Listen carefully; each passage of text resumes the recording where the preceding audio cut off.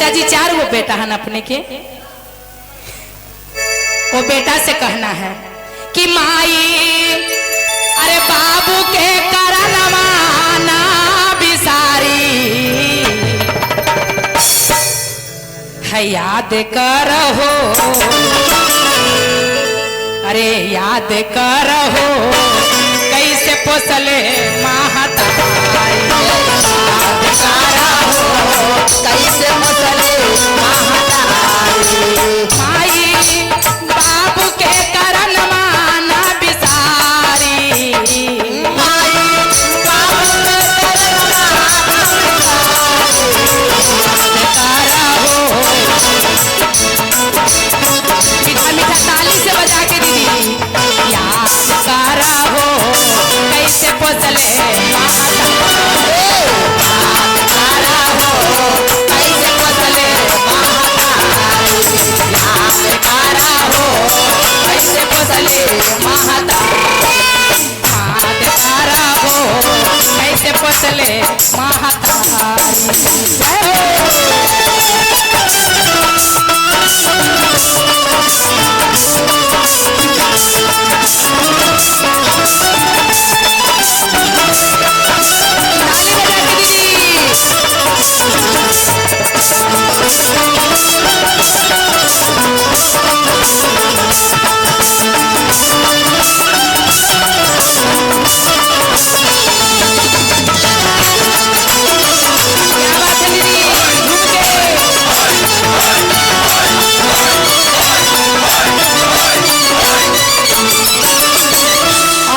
कितना भाव से माँ के दर्द दीदी अगर नालायक बेटा समझ जाए तो माँ की इतना दर्द न होवे। कहते का बेटा तेलवा लगावे माई काजरा लगावे ले, आचरा से झापी माई दूधावा,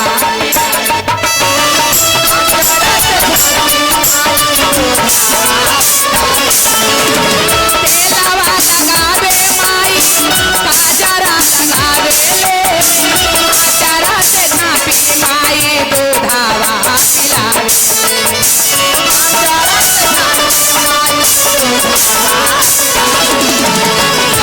भैया हो मीठा भाव याद करहो, याद करहो कैसे पोसले महतारी, याद करहो कैसे पोसले महतारी, याद करहो कैसे पोसले महतारी।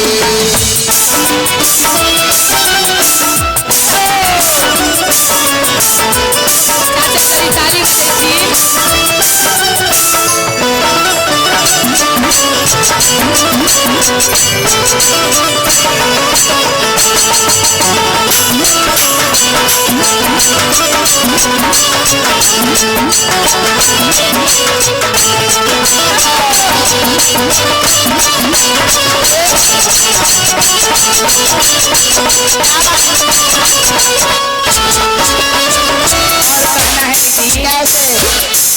कि माँ के अगर दर्द दीदी दोनों पल्ला पर भी चढ़ा दीजिएगा ना, कितनों माँ के कर्ज चुकाइएगा बाल बच्चा, लेकिन माँ के कर्ज कभी पूरा नहीं होगा। जब पल्ला उठा के देखिएगा दीदी तब माँ वाला वजन ज्यादा रहेगा और बेटा वाला मर्यादा बहुत कम रहेगा। इसीलिए दीदी माता अपना बेटा से कहते हो नादान बेटा से 5 गज के सरिया सेउरी में सराबे ले, 5 गज के सारी माई सेउरी में सरा देते हैं बेटा के पोसे में। वही कहना है माई का 5 गज के सरिया माई सेउरी में सराबे ले, आचरा के बेनिया माई रात भर डोलावे,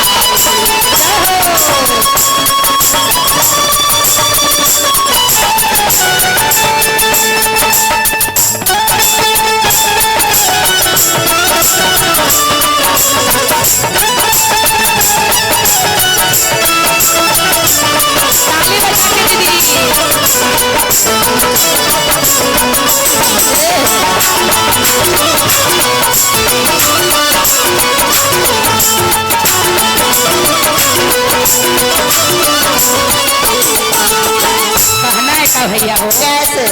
याद करहो कैसे पोसले महतारी, इसीलिए याद करिए दीदी, दोनों हाथ उठा के ताली बजाइए और याद करिए वो माँ के, जो माँ ने हम लोग के इतना धरती पर बुलने के मौका दे दिए। इसीलिए माता के कहना है, दूधवा पिलावे माई, तेलवा लगावे ले, रात भर हमारा के लोरिया सुनावे।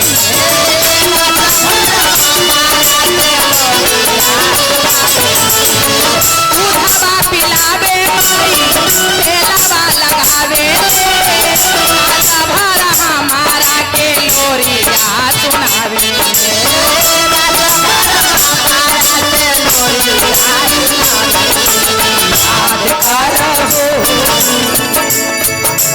याद करा हो कैसे पोसली महता, कैसे पोसली याद करहो कैसे पोसले महतारी। जय हो। कैसे पोसली महतारी।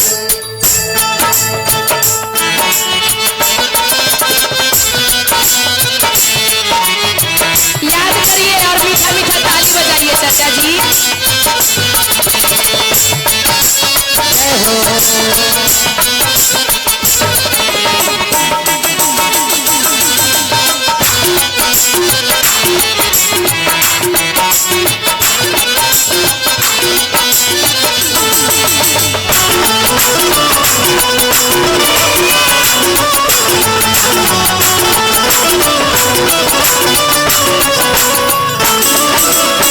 और कहते का दीदी,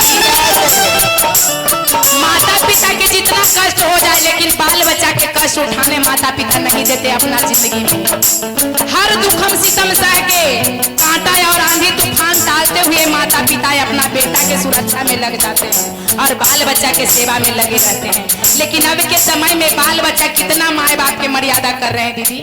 वही एक आगो नालायक, अभी सारा नालायक के बेटा है, लेकिन एक आगो धरती पर ऐसा है कि माता पिता के बात के पालन कर रहे हैं। इसीलिए वो बेटा से कहना है का, हर दुखम सीतम माई हंस हंस के सहेला,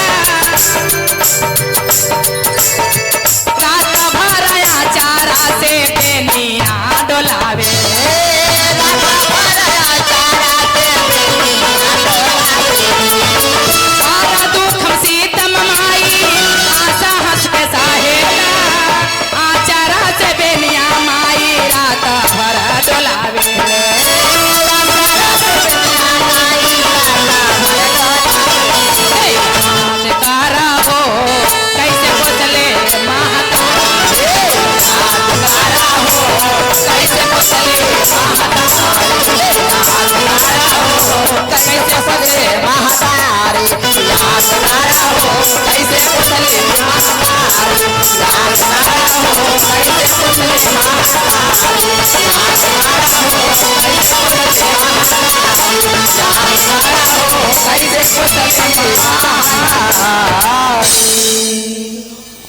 इस भजन सुन के बोलिए शंकर भगवान की जय।